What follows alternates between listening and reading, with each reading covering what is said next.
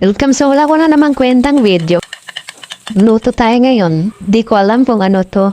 Luluto na lang. Yun na yun. Gisa-gisa muna tayo ng manok. Hanggang sa pumula-pula.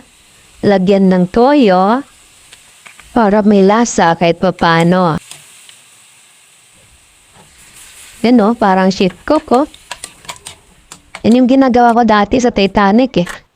Bago pa lumubog. Yan din yung muling luto ko sa kanila eh. Gago! Naglagay na rin tayo ng gulay para ma-absorb yung lasa.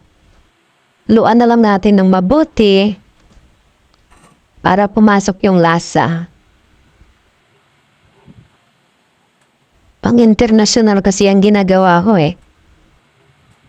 Hayaan siya kumulo lang ng kumulo. Tahiyan nyo! At maglagay tayo ng sotanghon. Mix it well. Ayan. Ganyan lang. Mas marami pa yung sahog kisa sa sotanghon ah.